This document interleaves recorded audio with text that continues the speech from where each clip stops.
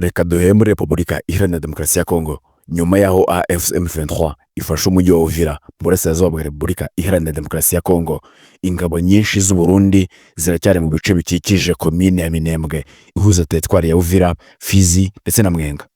U Burundi bwohereje mu ntara ya Kivu y'Amajyepfo ingabo hafi 20,000 kugira ngo zifashe ingabo za RDC, Wazalendo, FDLR kurwanya AFC M23 n'umutwe wa Tukirwaneho urwanira abanyamurenge batuye muri Minembwe.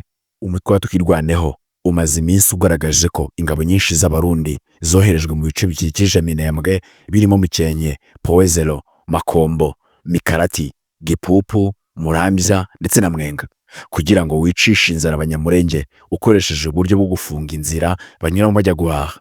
Mu rugamba rukomeye rwabereye mu kibaya cya Rusizi kuva mu ntangiriro z'icyumweru gishize, ingabo nyinshi z'u Burundi zavuye mu bice zagenzuraga nka Sange, Runingo, Kiba no mu mujyi wa Uvira zihunga n'iza RDC, Wazalendo na FDLR mu Burundi. Bivugwa ko ingabo z'u Burundi zavuye muri ibi bice zagenzuraga hashingiwe ku ibwiriza zahawe n'ubuyobozi bukuru bwazo, kuko zatakarije abasirikare benshi mu ntambara, barimo n'umwe mu bayobozi babo bari muri Lieutenant Colonel Anastase Minani, abandi bafatwa mpiri. Imitwe ya Wazalendo ihamya ko hari abasirikari b'u Burundi bahunganye mu ishyamba rya Itobwe aho bagiye kwisuganyiriza kugira ngo bazatere ibice bitandukanye bigenzurwa na AFC M23. Kuri uyu wa 11 Ukuboza 2025, Vice Perezida wa MRDP Twirwaneho Mugisha Nkurunziza Alex yatangaje igihe ko ingabo z'u Burundi zikiri nyinshi mu bice by'imisozi miremire bikikije Minembwe. Nkurunziza yagize ati, ingabo z'u Burundi aho ziri ziracyahaye, n'ubu abarundi bari kurwana n'abaturage birwanaho hariya Irango no ku Ngondo. Tariki ya 6 Ukuboza 2025, ingabo z'u Burundi zafashe bugwate abaturage hafi 100 bari bagiye guhaha mu bice bihana imbibi na Minembwe, aho Twirwaneho yasobanuye ko bamwe mu bajyanywe muri icyo kigo cya gisirikare cya Makarati, abandi bajyanwa ahantu hatazwi. Nkurunziza yatangaje ko ingabo z'u Burundi zimaze kurekura abaturage ariko zikomeje kugira uruhare rutaziguye mu bice bitandukanye bya Minembwe. Ingabo z'u Burundi se zishobora kuba ziri hagati y'urupfu n'umufumo.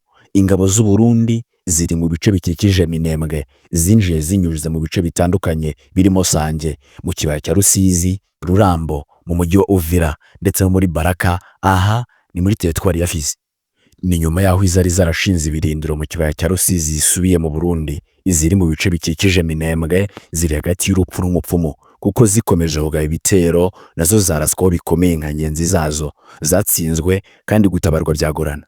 Nkurunziza aha niho yatangaje ko ingabo z'u Burundi zatejeje agaciro igihugu cyazo muri iyi ntambara, bityo ko amahitamo meza zikwiye gukora ari ugutaha, bitaba ibyo zigakurwa mu misozi miremire ikikije Minembwe ku ngufu.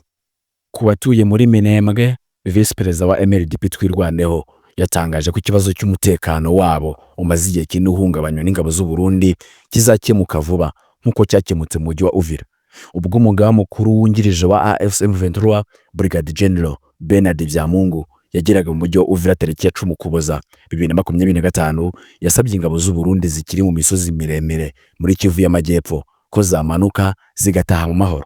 Brigadier General Vyamungu yagize ati, abari mu misozi itandukanye turabasaba kumanuka bambuke umupaka basubire iwabo amahoro. Nta kibazo dufite nyine n'abarundi kubera ko turi abaturanyi, twahoze turi abaturanyi kandi tuzakomeza kuba abaturanyi.